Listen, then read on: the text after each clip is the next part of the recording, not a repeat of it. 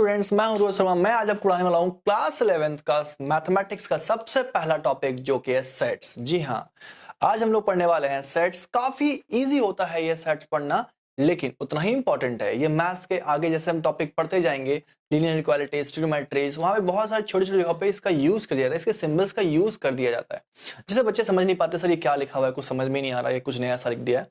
तो अगर उस कंफ्यूजन से आप बचना चाहते हैं तो आपको इस चैप्टर को, फर्स्ट चैप्टर को अच्छे से पढ़ना पड़ेगा। ठीक है, तो चलिए आज हम इस टॉपिक को काफी अच्छे से कंसेप्चुअल वाइज, काफी डीपली घुसकर, काफी तोड़ ढंग से पढ़ेंगे। तो चलिए सबसे पहले हम देखते हैं हमारा टॉपिक क्या है, सेट्स। इसके अंदर एक वर्ड है, दैट इज पहला वर्ड देखिएगा सेट। एस को हटाते हैं तो सेट दिखता है। पहले हम समझते हैं कि सेट वर्ड क्या हमने सुना है। क्या हमने सुना है?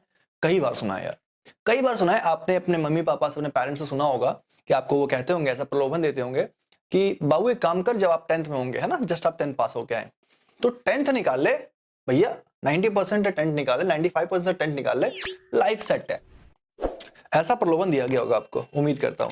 लेकिन फिर क्या होगा? अभी आप जब भैया 10th आपने निकाल ली, फिर आप 11th में हो, अब क्या कहते हैं लोग, अब क्या कहते हैं पेरेंट्स कि भाई 12th निकाल ले, फिर लाइफ तेरी सेट है। 12th भी निकाल लोगे ना तो फिर कहेंगे कि इंजीनियरिंग निकाल ले, फिर तेरी लाइफ सेट है। IIT निकाल ले, लाइफ सेट है ना, जेईई मेंस निकाल ले, लाइफ सेट है। नीट निकाल ले, लाइफ सेट है। ऐसे प्रलोभन मिलते रहे। यूपीएससी निकाल ले, लाइफ सेट है। मतलब चलता रहता है ये सेट वर्ड हमारे दिमाग में। हमने इसे इस सेंस में भी सुना है, जैसे बहनें बात करते रहती हैं कि भाई मेरे फ्रेंड के पास तो डायमंड का सेट है ना, लड़कियों का अलग ही चलता है दुनिया, गोल्ड का सेट है। ठीक है, और हम फ्रेंड्स क्या बात करते हैं कि भाई फलना के पास देखो काफी अच्छे अच्छे कपड़ों का सेट है ना, कपड़ों का सेट। मार्केट में जाते हैं तो एक काम कीजिए, शर्ट पैंट का एक सेट दे दीजिए। राइट, ये यूज करते हैं ना, शर्ट पैंट का एक सेट दे दीजिए, यानी कि एक ग्रुप दे दीजिए, कलेक्शन दे दीजिए, यूज करते हैं दोस्तों।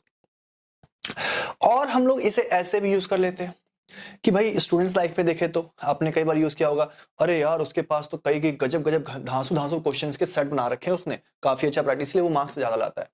कहते हैं ना ऐसा। यानी कि मीनिंग क्या होता है सेट का, हमारे दिमाग में सेट होता है कि एक तो पॉइंट वाला, कि इस लक्ष्मण रेखा को पार कर लिया तो लाइफ सेट। एक सेंस होता है ग्रुप वाला, है ना, डायमंड का कलेक्शन, शर्ट एंड पैंट का सेट, कलेक्शन, ग्रुप। ठीक है, ये वाला। तो हम जो सेट्स पढ़ने वाले हैं, और ये नॉर्मल लाइफ में जो हम सेट्स वर्ड सुन रहे हैं, इसमें थोड़ा सा डिफरेंस है। पहले तो ये पॉइंट वाला सेट नहीं है। हमारे नॉर्मल लाइफ वाले और मैथ्स वाले सेट के अंदर एक कॉमन चीजें हैं, वो है कलेक्शन, ग्रुप। लेकिन फिर भी हमारा सेट जो है वो नॉर्मल लाइफ के सेट से डिफरेंट है। तो चलिए जल्दी से समझ लेते हैं कि हमारा जो सेट्स है मैथ्स का, ये कैसा डिफरेंट है और ये क्या है। तो सबसे पहले शुरुआत करते हैं इसके डेफिनेशन से। तो इसकी डेफिनेशन जो होती है सेट्स की, वो क्या होती है ये आप देख लें पहले। तो हम कहते हैं सेट इज द कलेक्शन, आप इसे कलेक्शन कह सकते हैं, ठीक है, और ग्रुप्स भी कह सकते हैं, ग्रुप। ठीक है, दोनों के मीनिंग सेम है, ग्रुप ऑफ। यहां पर एक वर्ड मैं विशेष करके आपका ध्यान देना चाहूंगा, well defined, well defined elements और ऑब्जेक्ट्स। क्या कहने का सेंस है सर? कहने का सेंस है कि सेट जो होगा ना वो एक कलेक्शन होगा, ग्रुप होगा। नॉर्मल लाइफ में भी तो ये कह रहे थे, शर्ट पैंट का सेट, लेकिन एक वर्ड्स में ऐड कर दिया गया है, वो कैसा होगा? तो वेल डिफाइंड एलिमेंट। बस ये एक पॉइंट अगर हम समझ गए, कलेक्शन तो हम जानते हैं, ग्रुप बनाना तो हम जानते हैं, लेकिन अगर साथ में हम समझ गए कि वेल डिफाइंड क्या होता है, तो हमें क्लास 11 का सेट समझ आ जाएगा। तो चलिए देखते हैं वेल डिफाइंड क्या होता है। सबसे पहले इसके लिए क्या करता हूं, मैं कुछ एग्जांपल लेता हूं। मैं कहता हूं आपको कुछ ग्रुप बनाने को, कुछ कलेक्शन बनाने को। ठीक है, A group, B group, C group and D group. इसका तो एग्जाम भी होता है यार डी ग्रुप का, है ना। तो चलिए देखते हैं। पहला मैंने कहा कि आपको करना है कलेक्शन या ग्रुप। ठीक है, आपको कलेक्शन करना है, कलेक्शन ऑफ योर 3 रख लेते हैं, चलो हटाओ, 3 बेस्ट फ्रेंड, बेस्ट फ्रेंड। ठीक है, अब मैं दूसरा रखता हूं, collection of your favourite books, books subjects कुछ भी रख सकते हैं अपन, ठीक है। फिर मैं अगर आपको कहूं कलेक्शन करो भैया, ग्रुप बनाओ भैया ऑफ योर फेवरेट मूवीज, है ना, मूवीज का भी बना सकते हैं अपन। अब मैं अगर कहूं कि भैया कलेक्शन बनाओ, collection of first 5 natural number. अब मैं एक ई सेट और कह दूं, ठीक है, कि यहां पर आप बनाओ कलेक्शन या ग्रुप ऑफ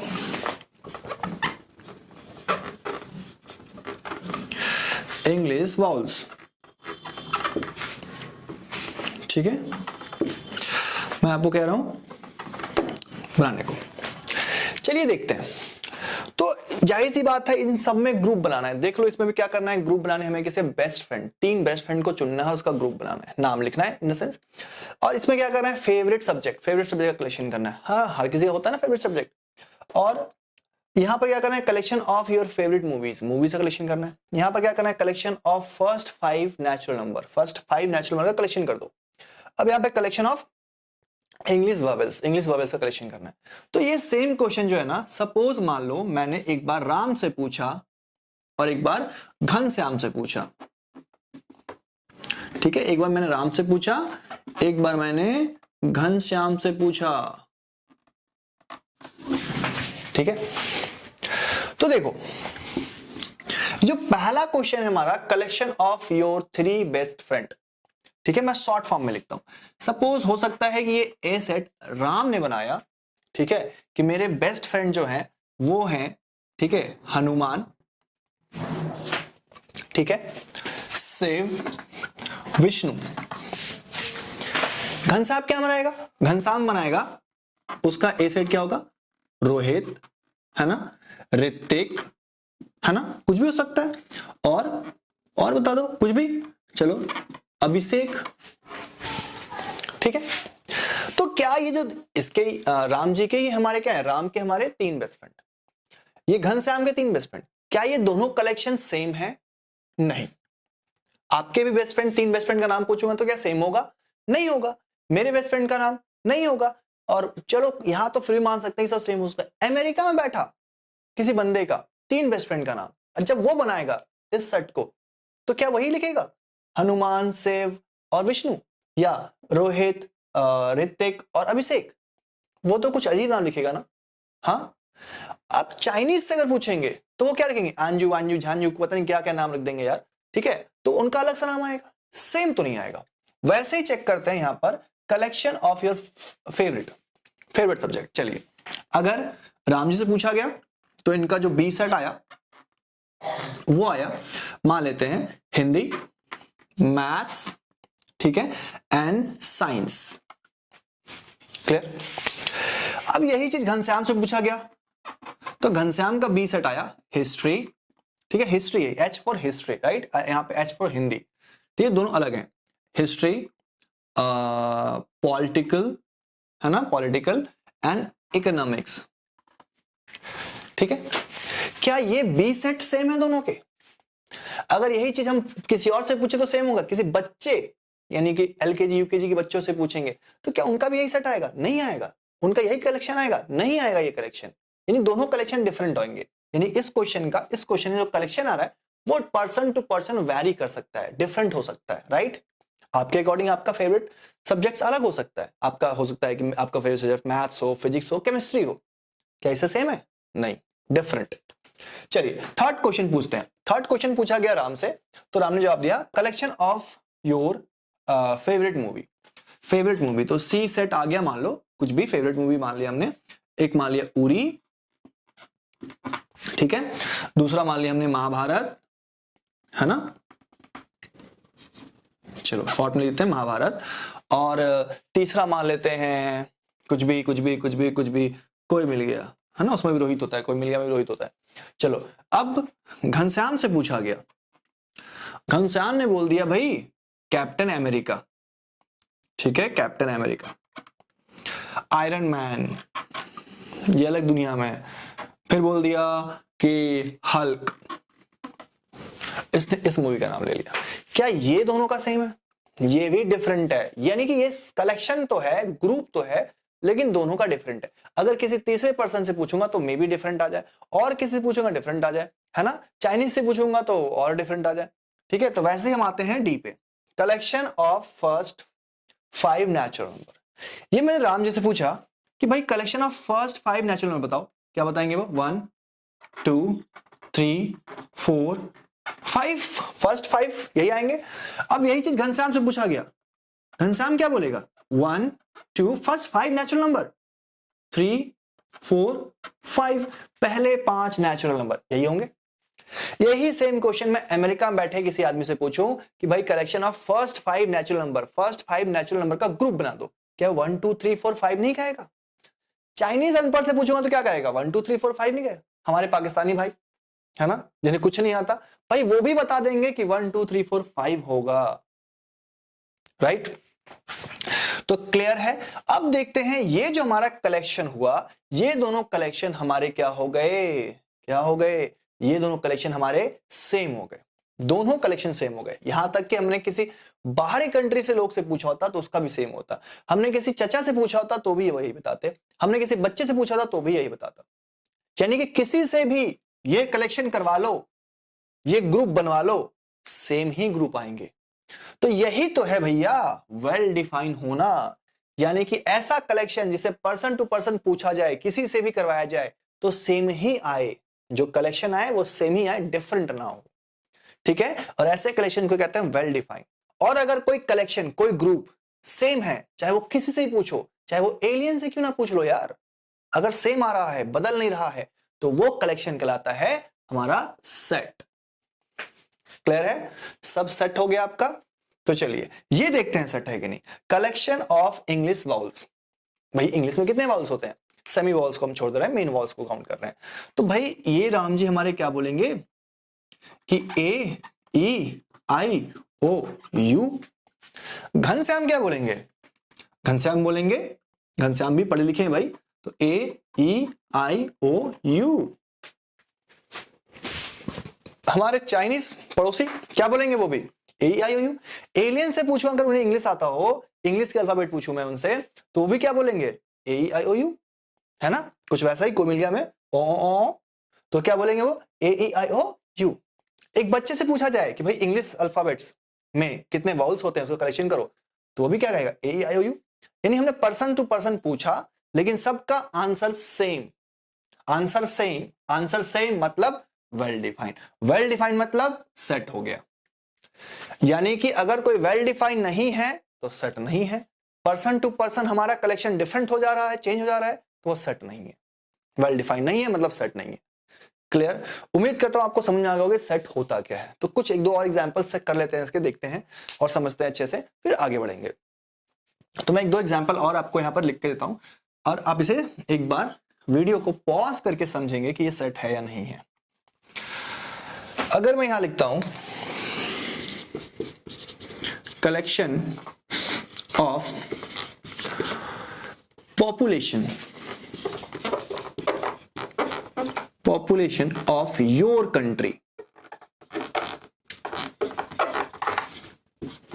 ठीक है। अब सोचो अगर कोई इंडिया में बैठा बंदा है तो उसका कलेक्शन तो कुछ और आएगा, कोई ऑस्ट्रेलिया में बैठा बंदा है उसका कलेक्शन तो कुछ और आएगा, कोई इजराइल में बैठा बंदा है, सोचो उसका कलेक्शन कितना छोटा सा आएगा। क्या ये कलेक्शन सेम आ रहे हैं हर जगह पे? नहीं ना। तो ये क्या वेल डिफाइन हुआ? वेल डिफाइन मतलब सेम आंसर होने चाहिए। तो सारे आंसर तो क्या हो रहे हैं? डिफरेंट आ रहे हैं। This is not well defined, not well defined, not set. यानी ये जो कलेक्शन है वो हमारा सेट नहीं होगा, ये हमारा सेट्स नहीं कहलाएगा। क्लियर है? आगे चलते हैं, एक और एग्जांपल लेते हैं। सपोज कह दिया जाए collection of English alphabet, English alphabet नहीं करते, चलो वाउल्स कर लेते हैं। वाउल्स इन ट्रिग्नोमेट्री।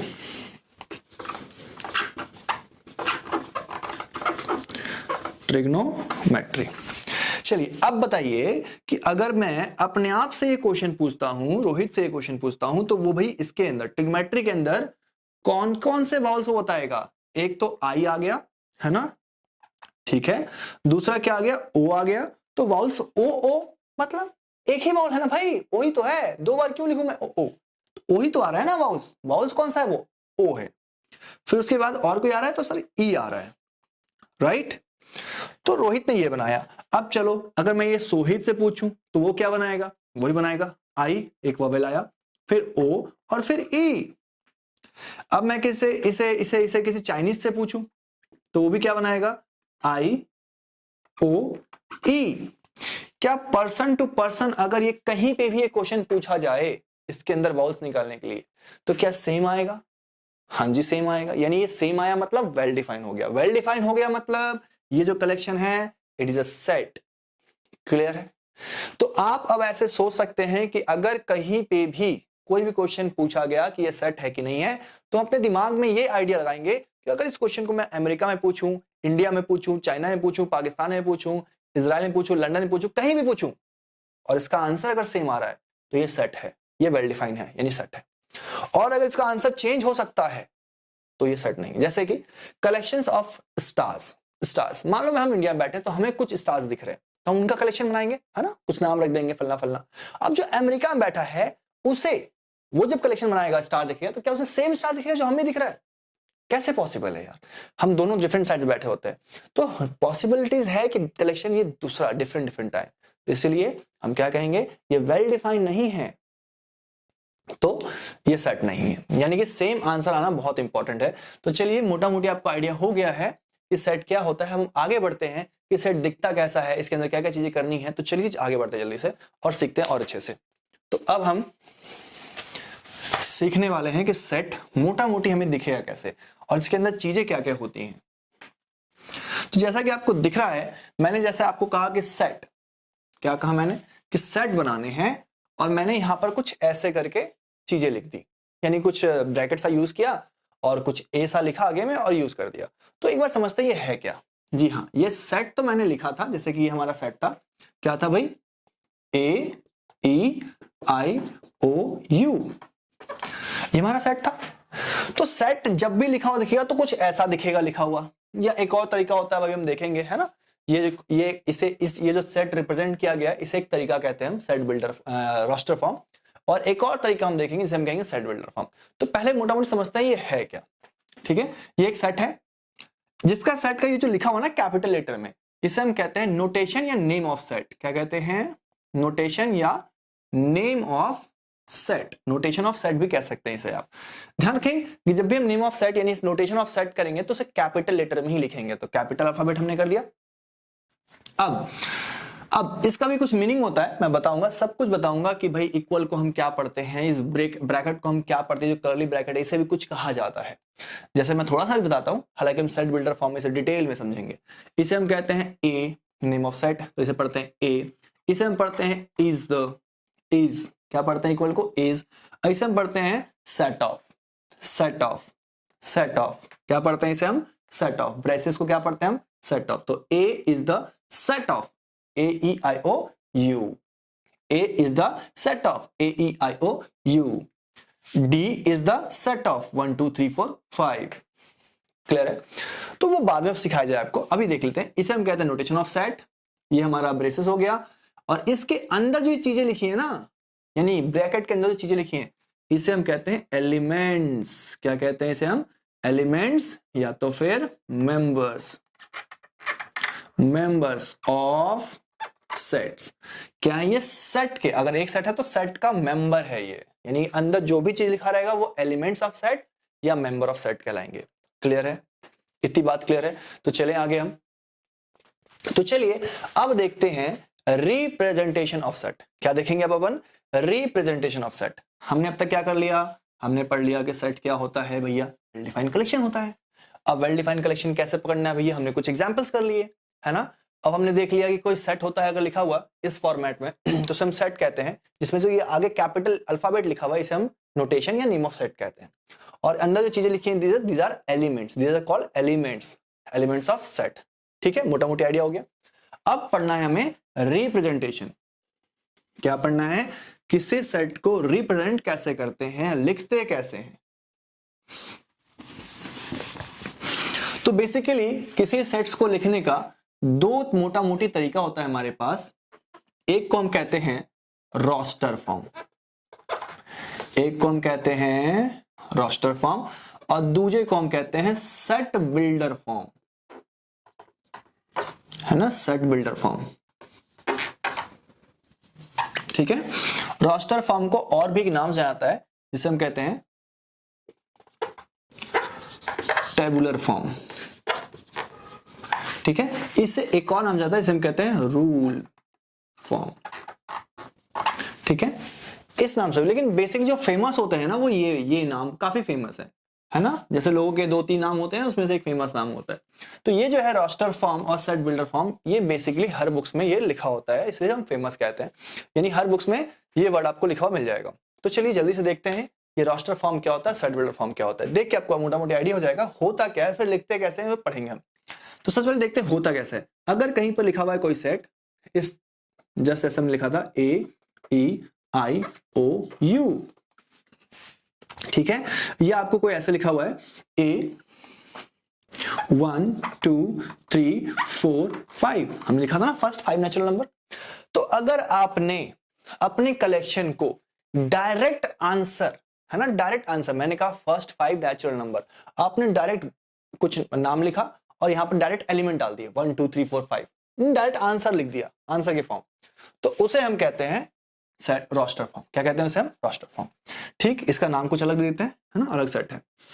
अब यहां पर कुछ ऐसा अगर लिखा हुआ है, ध्यान देखिएगा, सेट बिल्डर फॉर्म कैसा दिखता है भाई? Set builder form, set builder form आपको कुछ ऐसा दिखेगा। यहां पर डायरेक्ट आपको एलिमेंट कौन कौन से हैं पता चल जाएंगे देखते के साथ कि एलिमेंट क्या क्या है।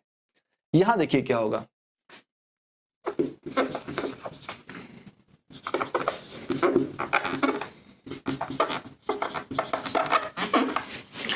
क्या यहां पर आपको डायरेक्ट एलिमेंट दिख रहा है? कहां क्या है? क्या आप काउंट कर पा रहे हैं कितने एलिमेंट है? यहां देखो आपको डायरेक्ट दिख रहा है, काउंट भी कर पा रहे हैं 5 एलिमेंट्स। यहां काउंट कर पा रहे हैं? नहीं। फिर मैं लिखता हूं एक बी, मैंने इसी चीज को यहां लिखा है भाई, इज द इंग्लिश वाउल्स, है ना। फिर यहां पर बी लिखता हूं मैं, एक्स इज द एक्स,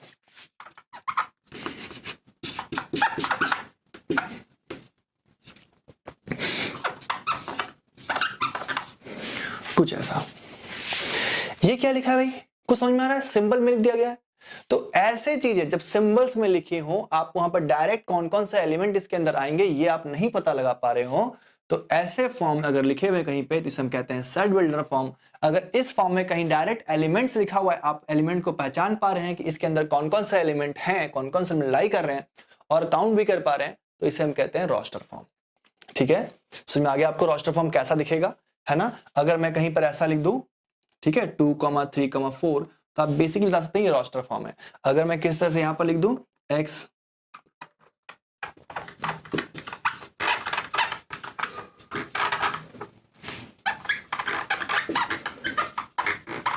तो आप इसे बता सकते हैं कौन सा फॉर्म है? रोस्टर फॉर्म है क्या? नहीं सर, सेट बिल्डर फॉर्म है।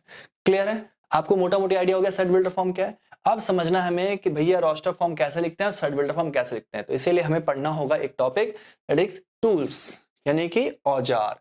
हमें औजार चाहिए कुछ इसे बनाने के लिए, और इसे बनाने के लिए कुछ नहीं चाहिए, लेकिन इसे बनाने के लिए हमें औजार चाहिए होंगे, यानी कुछ टूल्स चाहिए होंगे। जस्ट फॉर एग्जांपल, क्यों चाहिए सर टूल्स? क्या है? अगर मैं इस फोन को आपको ओपन करने बोलूं, खोलने बोलूं, तो आप कैसे खोलेंगे? आपके पास स्क्रू ड्राइवर है नहीं, तो आप कैसे खोलेंगे इसे? हाथ से तो नहीं खोल सकते ना। तो उसके लिए हमें क्या चाहिए होता है? किसी भी काम को करने के लिए पहले उसके टूल्स चाहिए होते हैं, जो उसको खोलने के लिए, उसको काम करने के लिए नीडेड है। ठीक है, तो वैसे ही हमें सेट पढ़ने के लिए कुछ टूल्स हैं जो कि नीडेड है हमारे लिए, काफी इंपॉर्टेंट है वो पढ़ना। उसके अगर बिना हम काम करें तो हमें दिक्कत हो जाएगी। तो चलिए बेसिक टूल्स पहले हम यहाँ पर देख लेते हैं, उसके बाद चैप्टर को आगे बढ़ाते हैं। तो चलिए देखते हैं बेसिक टूल्स जो हमारे सेट्स में काफी इंपॉर्टेंट काम आने वाले हैं। हालांकि आपने ये ऑलरेडी पढ़ा होगा, जल्दी से इसे हटाते हैं। आपने ये बेसिक टूल्स ऑलरेडी पढ़ा है, बस मैं इसे एक बार रिकॉल करवा देता हूं।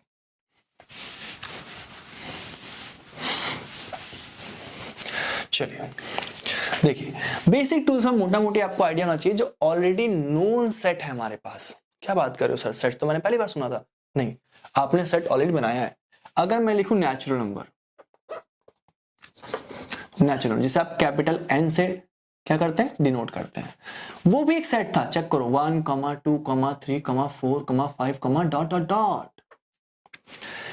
यानी कि इस टाइप का 1 से स्टार्ट होता हो जो नंबर होता है उसे नेचुरल नंबर कहते हैं। उसका सिंबल, ये सिंबल बहुत इंपॉर्टेंट है यार। ये सिंबल आपको, नोटेशन आपको ध्यान रखनी। एन जब भी कैपिटल एन लिखाएगा तो हम समझेंगे कि वो नेचुरल नंबर का बात कर रहा है। फिर इसका हमने पढ़ा था होल नंबर। होल नंबर उसे हम डिनोट करेंगे डब्ल्यू से। वो क्या था, जस्ट सेम नेचुरल नंबर ही था, बस स्टार्ट कहां से था, 0 से। 0, 1, 2, 3, 4, 5 dot dot dot so on. Clear है। इसके बाद हमने पढ़ा था इंटीजर, है ना।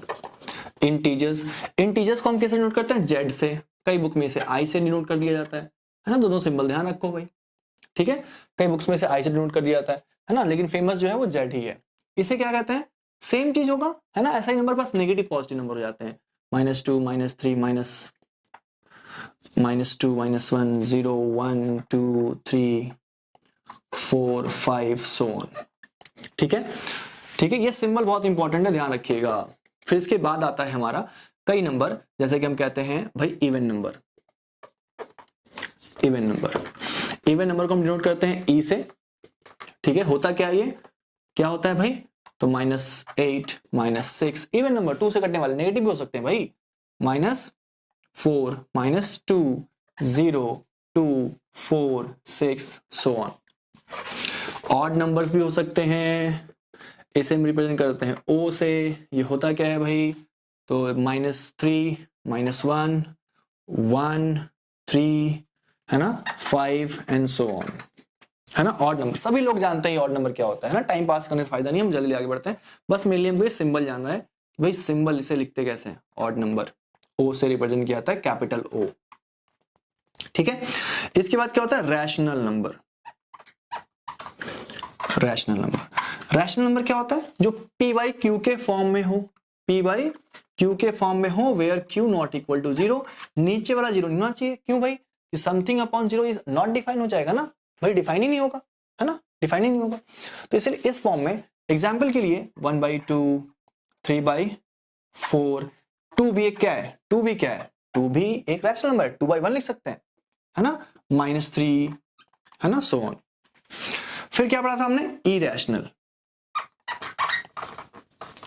इरेशनल नंबर, इरेशनल नंबर को रिप्रेजेंट कैसे करते हैं, अच्छा होल नंबर को रिप्रेजेंट कैसे करते हैं भाई, ये तो लिखा ही नहीं, क्यू से। किससे रिप्रेजेंट करते हैं भाई, क्यू से करते हैं। क्यू मतलब रैशनल नंबर। इरेशनल किससे करते हैं, आई से। ध्यान रखिएगा, मैंने कहा था यहाँ पर जेड और आई, है ना। जेड फेमस होता है, आई यूज नहीं होता इतना, आई इसके लिए यूज होता है स्पेशली। ठीक है, ये क्या होता है इरेशनल नंबर, आपने पढ़ा था, √3, √2, है ना, जिसके डेसिमल एक्सपेंशन क्या होते हैं, नॉन टर्मिनेटिंग, नॉन रिपीटिंग, है ना। चलिए, फिर √17 सो ऑन, बहुत सारे हैं इस तरह से। फिर आता है हमारा रियल नंबर। रियल नंबर, सबका दादा। इसे हम रिप्रेजेंट किससे करते हैं, आर से। R for Rohit, R for real number. चलिए, क्या होता है ये, तो ये होता है भैया, सबको मिक्स कर दीजिए, ये सभी नंबर का मिक्सअप, इस सभी नंबर का जो ग्रुप होगा वो क्या कहलाएगा, रियल नंबर। यानी इसमें नेगेटिव नंबर्स भी हो सकते हैं, ठीक है, ऑड नंबर भी हो सकते हैं, सभी प्रकार के नंबर यार, डेसिमल नंबर भी हो सकते हैं, इरेशनल भी हो सकते हैं, है ना, फ्रैक्शनल भी हो सकते हैं, सभी नंबर। ठीक है, तो मोटा मोटी हमें सिंबल का पता चल गया कि भाई नेचुरल नंबर को किससे रिप्रेजेंट किया जाता है, होल नंबर को किससे रिप्रेजेंट किया जाता है, इंटीजर को किससे किया जाता है, इवन को किससे किया जाता है, ऑड को किससे किया जाता है, नेचुरल को किससे किया जाता है। ठीक है ना। इवन को रिप्रेजेंट करने का तरीका एक और होता है दोस्तों, इवन नंबर को रिप्रेजेंट करने का एक और तरीका होता है, दैट इज 2n। ठीक है, ऑड को रिप्रेजेंट करने का तरीका होता है 2n + 1। ये एक और तरीका है, स्टैंडर्ड तरीका, जो आपने शायद पढ़ा हो। तो ठीक है, तो इसे जल्दी से नोट कर लीजिए, चलते हैं आगे। एक और चीज है जो सिंबल हमें यहाँ पर पढ़ना है, समझना है, उससे एक टूल्स है, तो उसे भी समझ लेते हैं अच्छे से कि वो यहाँ पर बहुत काम आने वाला है। तो उससे मैं पहले रब कर लूं। तो एक सिंबल है यहाँ पर जिसे मैं और पढ़ना है, दैट इज ऐसा कुछ लिखा हुआ है, ये कुछ ऐसा लिखा हुआ है, ये होता क्या है, इसे हम बेसिकली पढ़ते हैं बिलोंग्स टू। क्या पढ़ते हैं इसे हम, बिलोंग्स टू। इसका मतलब क्या होता है सर? बिलोंग्स टू मतलब क्या है? क्या बिलोंग्स कर रहा है ये? तो देखो बेसिकली अगर मैं कहूं, जैसे कि अगर कहीं पर मैंने एक सेट लिखा है, आपको मोटा मोटी आइडिया हो गया सेट का, 1 2 3 4। अगर मैं आपसे पूछूं कि बताओ भाई 5 जो है, क्या ये 5, मान लो इस सेट का नाम रखते हैं ए, क्या ये 5 इस सेट ए के अंदर है? क्या बोलोगे? सर अंधे हो क्या? नहीं है। यानी क्या लिखोगे? 5 इस सेट के अंदर है, अंदर नहीं है। क्या 5 इस फैमिली से आ रहा है? सेट ए के फैमिली से आ रहा है? नहीं आ रहा है। ठीक है। अगर मैं लिखूं, बता भाई 4, क्या 4 सेट ए के अंदर है? क्या 4 इस सेट ए के अंदर है? क्या कहोगे? हाँ सर है। अगर मैं कहूं बता 2 क्या इस सेट के अंदर है? क्या कहोगे? बोलो है सर सेट के अंदर? हाँ है। अगर मैं बोलूं बता 7 इस सेट के अंदर है? क्या बोलोगे? नहीं है। तो ध्यान से देखोगे, अगर कोई एलिमेंट किसी सेट के अंदर होता है तो उसे हम कहते हैं बिलोंग्स टू। अगर कोई उसके अंदर है ना, तो उसे हम क्या कहते हैं? Belongs to. बिलोंग्स टू किस लिए होता है? बिलोंग करना भाई। अगर मुझसे कोई पूछे कि मैं कहां से बिलोंग करता हूं, मैं कहूंगा इंडिया से बिलोंग करता हूं। ठीक है। कोई अमेरिकन से पूछे कहां से बिलोंग करता हूं, क्या बोलेगा? मैं अमेरिका से बिलोंग करता हूं, यानी अमेरिका से आया हूं। ठीक है। तो वैसे इस 7 से पूछा जाए कि 7 तू कहां से आया है? ए से आया है क्या? क्या बोलेगा? नहीं, मैं ए से नहीं आया हूं। अगर इस 2 से पूछा जाए 2 कहां से आया है? क्या कहेगा? मैं ए से आया हूं, यानी ए से बिलोंग करता हूं। मैं इंडिया से आया हूं, मैं इंडिया से बिलोंग करता हूं। कोई अमेरिका से आया तो अमेरिका से बिलोंग करता है। क्या ये 7 ए कंट्री से आया है? नहीं सर, नहीं आया, यानी ये 7 ए से बिलोंग नहीं करता। क्या ये 2, क्या मैं इंडिया से बिलोंग करता हूं? यस, क्योंकि मैं इंडिया से हूं। तो क्या ये 2 ए कंट्री से बिलोंग करता है? यस सर, बिलोंग करता है। तो मोटा मोटी आपको आइडिया होगा बिलोंग करता है मतलब, बिलोंग करता है मतलब क्या उसके अंदर है या नहीं। ठीक है, अंदर है या नहीं, यानी कि बिलोंग मतलब क्या होगा? तो अंदर होना। ठीक है, अंदर होना। तो चलो चेक करते हैं। 5 किसी चीज के अंदर, किसके मैं पूछ रहा हूं, 5 ए के अंदर है? नहीं है, तो नॉट बिलोंग्स टू। क्योंकि बिलोंग्स टू मतलब अंदर होना होना होता है, यहां पर तो है ही नहीं, तो क्या है कि नॉट बिलोंग्स टू ए। क्या 4 ए कंट्री से आ रहा है? क्या ए कंट्री से बिलोंग करता है? यस सर, 4 ए कंट्री में रहता है, यानी 4 बिलोंग्स टू ए। 4 ए के अंदर, अंदर होना, अंदर होना चाहिए, तो अंदर है। क्या 2 ए से बिलोंग कर रहा है? यस सर, कर रहा है। क्या 7 बिलोंग कर रहा है ए से? बता दो जरा। सर बिलोंग नहीं कर रहा है। तो 2 सिंबल्स हमने समझ लिए, बिलोंग्स टू भी समझ लिया और नॉट बिलोंग्स टू भी समझ लिया। ठीक है, डज नॉट बिलोंग्स टू भी समझ लिया। भाई क्या 8 बिलोंग कर रहा है ए से? क्या कहोगे? Belongs to. Does not belongs to, नहीं बिलोंग करता। क्या भाई 1 बिलोंग करता है सेट ए से? क्या कहोगे? यस सर, करता है, तो बिलोंग्स टू। अगर मैं एक सेट लिखूं एक्स, ए बी सी ई और डी, अगर मैं पूछूं बता बी क्या एक्स से बिलोंग करता है? क्या कहोगे?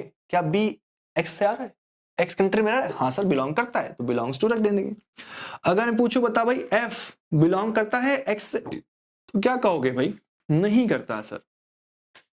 क्लियर। अगर कोई एलिमेंट किसी सेट के अंदर प्रेजेंट है, कोई एलिमेंट बिलोंग्स मतलब क्या हो गया कि अगर जिसके बारे में बिलोंग्स लिखा हुआ है मतलब वो एलिमेंट उस सेट के अंदर है, उस सेट से ही आया है। जस्ट फॉर एग्जांपल, अगर कहीं पर कोई एक्स एलिमेंट कह दिया गया कि belongs to set A, x belongs to set A, इसका मतलब क्या होगा कि एक्स एलिमेंट, एक्स एक एलिमेंट है present in set A. Clear है। अगर कहीं लिख दिया जाए कि x does not belongs to A, या y लिख देता हूं मैं ताकि आप कंफ्यूज ना हो, तो इसका मतलब क्या होगा कि जो y एलिमेंट है क्या ये a के अंदर है? नहीं है, तो क्या लिखेंगे? Does not present in set A. Clear है, मोटा मोटी आपको आइडिया हो गया। तो चलिए बेसिक टूल्स का आपको आइडिया हो गया, तो आगे बढ़ते हैं। आगे देखते हैं हम लोग अब अपना नेक्स्ट टॉपिक, तो कि रोस्टर फॉर्म और सेट बिल्डर फॉर्म कैसे बनाते हैं। तो चलिए देखते हैं। मैं पहले से रब कर दूं, लिखना है आपको, लिख लो, नोट कर लो।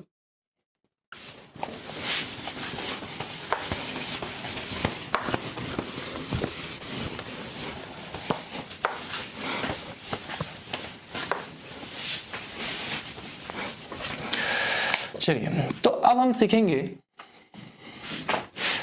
Set builder form, set builder form and roster form. तो मोटा मोटी आपने समझ लिया था कि रोस्टर फॉर्म कुछ कैसा होता है, कुछ ऐसा लिखा होता है बस सर, डायरेक्ट एलिमेंट्स लिखे होते हैं उसके अंदर, एलिमेंट साफ साफ हमें नजर आ रहे होते हैं। ठीक है, तो रोस्टर फॉर्म पहले देख लीजिए, फिर सेट बिल्डर फॉर्म पे चलते हैं। ठीक है, सेट बिल्डर फॉर्म पहले मैं एक एग्जांपल आपको देता हूं। कोई मान लो सेट बिल्डर फॉर्म है ए, ठीक है, कुछ ऐसा लिखा हुआ है, ठीक है, कुछ भी ऐसा लिखा हुआ है, ठीक है, कुछ भी ऐसा लिखा हुआ है,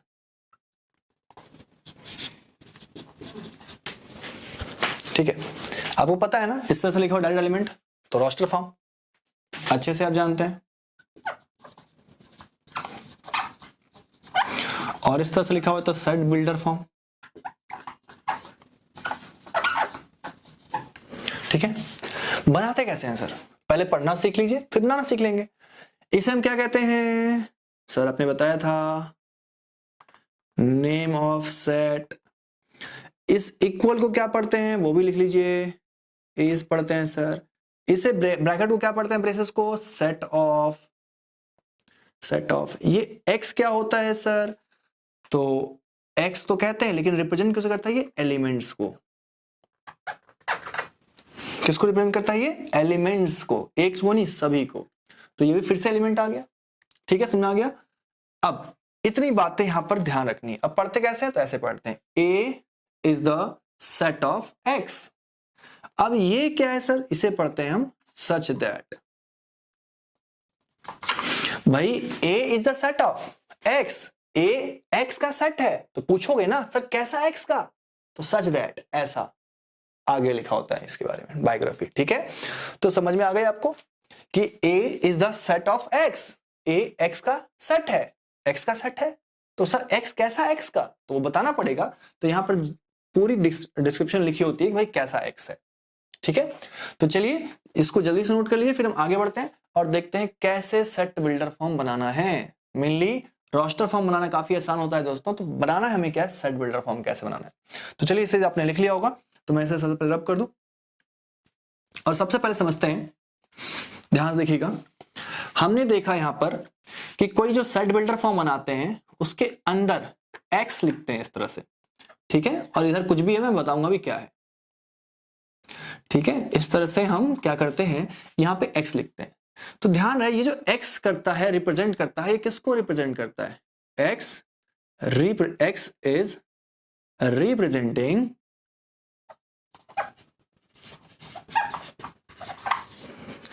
all elements of set। यानी जो x हम लिखते हैं वो किसके लिखते हैं, ये सारे एलिमेंट के लिए, ये सारे एलिमेंट को x रिप्रेजेंट करता है, समझ गए। तो यानी इसके बारे में जानकारी कौन देता है, x। तो एक बार फिर से देखते हैं यहां पर लिखकर, हम एक सेट बनाना चाह रहे हैं, हम इसी का क्या बनाना चाह रहे हैं, सेट बिल्डर फॉर्म, सेम इसी चीज का। ये मैंने कुछ और लिख कर रखा है, ठीक है। तो मैं इसका बनाना चाह रहा हूं सेट बिल्डर फॉर्म, यानी हमारा जो सेट बिल्डर फॉर्म आएगा वो ठीक इसी का आंसर देना चाहिए, इसी का फॉर्मेट होना चाहिए। तो चलो चलिए देखते हैं, हम क्या लिखेंगे, ए, क्योंकि नाम ए है इसका, is the set of x.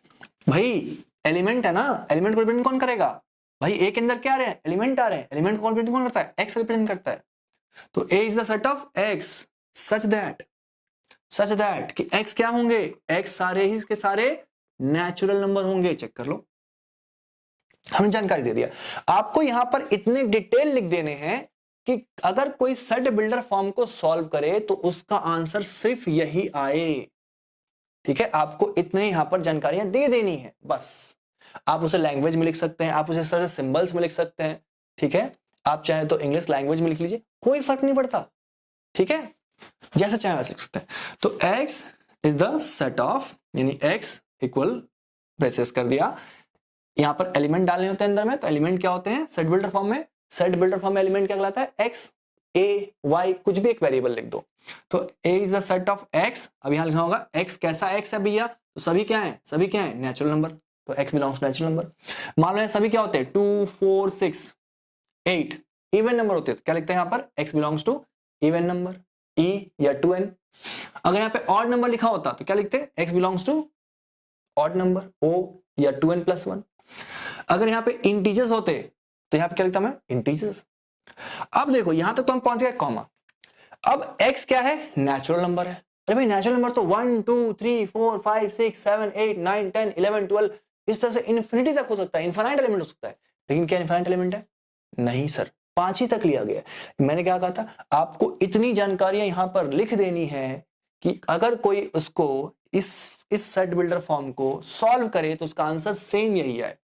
तो अगर हम इतना ही लिख के छोड़ दें कि भाई एक सेट होगा x एलिमेंट का यानी x का, और x क्या होंगे नेचुरल नंबर, तो कोई नेचुरल में क्या लिख देगा 1 2 3 4 5 6 7 8 9 10 फल लग जाएगा। हमारा तो 5 ही तक है, तो हमें यहां पर डालना पड़ेगा लिमिट्स इंटरवल, भाई कहां तक है। तो यहां हमने लिख दिया अपने आंसर को इसी से मैच कराने के लिए कि लेस देन 6। 6 से छोटे नेचुरल नंबर लेने हैं। अब चेक कर लो, अब बनाओ 1 2 3 4 5 6 तक जाएंगे नहीं, 6 से छोटा कहा था हमने। क्लियर है? अगर मैं कहीं पे बी सेट लिख दूं, सॉरी 2 4 6 8 10 12 आपको साफ साफ लिखा सारे क्या है नेचुरल नंबर, तो आप क्या लिखोगे b is the set of x such that कि x बिलोंग्स टू 2n का हो, चाहे आप e लिख दो इवन नंबर। अब ये इवन नंबर जो है क्या शुरू से लेकर इनफाइनाइट तक है क्या? नहीं सर। इवन नंबर नेगेटिव भी होता है, नेगेटिव है क्या? नहीं सर। तो यहां पर n की वैल्यू लिख देना ही होगी ना, कहां से कहां तक। तो सर n की वैल्यू 0 से बड़ी लेनी थी। एक काम करते हैं n तो कुछ भी हो सकता है, तो n belongs to natural number. Sir n की जो वैल्यू लेंगे ना वो नेचुरल नंबर लेंगे। कैसे सर? ये क्या कहना चाह रहे हैं देखो ध्यान से, 2 into 1 2 into 2 2 into 3 2 into 4 2 into 5 2 into 6। भाई 2n के फॉर्मेट में है ना, 2 into n है ना, 2 into n देखो चेंज हो रहा है, ठीक है। तो यहां पर n जो है हमारा वो क्या है नेचुरल नंबर है, मैंने लिख दिया ये जो स्मॉल n है बिलोंग्स टू नेचुरल नंबर। अभी नेचुरल नंबर कहां तक है? इनफाइनाइट तक लेना है क्या? नहीं सर, 6 तक लेना है। तो लिख सकते हैं स्मॉल n जो आप लेंगे वो लेस देन 7 लेंगे, 7 से छोटा लेंगे। क्लियर है? आपको समझ में आया कैसे लिखना है? समझ में आया? तो चलिए एक बार इसे ट्राई करते हैं। कोई x सेट है, हमने रोस्टर फॉर्म लिख दिया है। रोस्टर फॉर्म क्या लिख दिया है? सपोज हमने लिख दिया है 2 4 8 16 32। ये क्या है भाई? इसका लिखना है। सर ये तो इवन नंबर भी है लेकिन काफी गैप वाले हैं, तो चेक करते हैं। इसे आपको थोड़ा सा सोचना होगा किस पैटर्न पे, क्योंकि आपको यहाँ पे पैटर्न लिखना होता है, ठीक है ना, सेट बिल्डर फॉर्म में। तो चेक करो एक बार, 2 की पावर 1 2 की पावर 2 2 की पावर 3 2 की पावर 4 2 की पावर 5। दिख गया पैटर्न? इसे हम क्या लिख सकते हैं सेट बिल्डर फॉर्म में? x is the set of x such that x belongs to, x क्या हो रहा है भाई? तो 2 की पावर n हो रहा है। x क्या होगा? तो 2 की पावर n होगा। अब यहाँ पे n की जानकारी देनी होगी ना कि n क्या लेनी है, 3 से लेनी है, 4 से लेनी है, 5 से लेनी है, n नेचुरल नंबर लेनी है या डेसिमल में लेनी है, क्या लेनी है n ऊपर में क्या लेनी है? हम तो फ्रैक्शन में ले सकते हैं ना, 1/2 भी ले सकते थे, कुछ भी।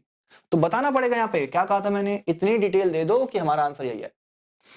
तो यहाँ पर हमें दिख रहा है डिटेल में कि n की वैल्यू हम क्या दे सकते हैं, बिलोंग्स टू नेचुरल नंबर, और नेचुरल नंबर दे दिया। नेचुरल 1 से लेकर इनफाइनाइट तक होता है। इनफाइनाइट तक जाना है क्या? नहीं सर, 5 तक ही जाना है। तो लिख सकते हैं कि स्मॉल n भैया छोटा रखना है आपको 6 से, या 5 के इक्वल रखना है और उससे कम रखना है। तो मोटा मोटी आपको सेट बिल्डर फॉर्म बनाना भी उम्मीद करता हूं आ गया होगा। अगर आ गया तो जल्दी से वीडियो को लाइक कर दीजिए और हम आगे बढ़ते हैं। आगे देखते हैं कि सेट बिल्डर फॉर्म दिया हो तो उसे रोस्टर फॉर्म कैसे बनाना है।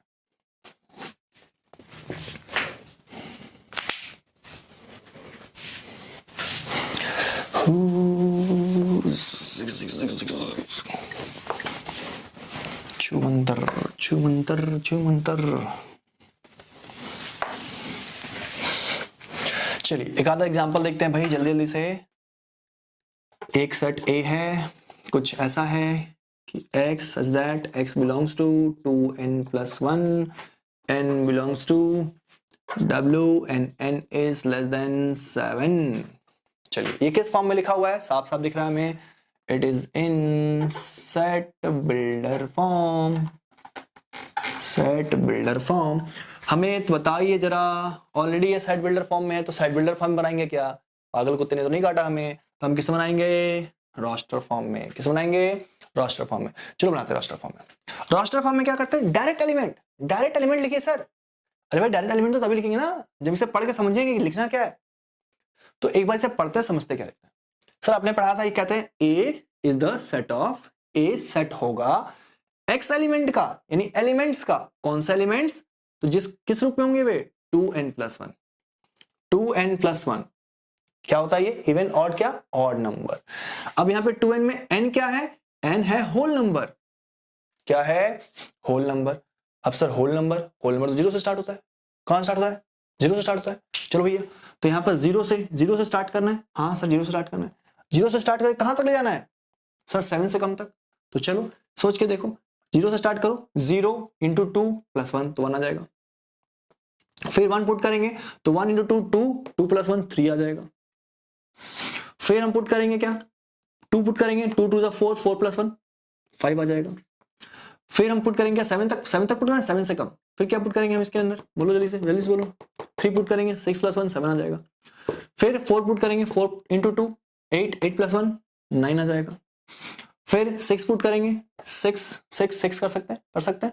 नहीं सर, 6 कहां से? 5 से पहले। 5 × 2 10, 10 + 1 11 आ जाएगा।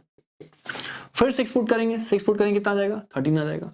फिर 7 पुट करेंगे, n की वैल्यू 7 से कम होनी चाहिए, 7 थोड़ा ना होनी चाहिए, 7 से कम। नहीं पुट करेंगे, इतना ही आएगा। ठीक है, इस तरह से और देखते हैं। b is the set of x belongs to 3 to the power n where n belongs to natural number n less than 2 बनाते हैं भैया b डायरेक्ट एलिमेंट। ये सेट बिल्डर फॉर्म में किसमें लिखने हैं? हमें लिखने हैं रोस्टर फॉर्म में, क्योंकि ऑलरेडी ये सेट बिल्डर फॉर्म में है। डायरेक्ट एलिमेंट दिख नहीं रहा है तो सेट बिल्डर फॉर्म में। तो अब एलिमेंट x क्या रिप्रेजेंट करता है?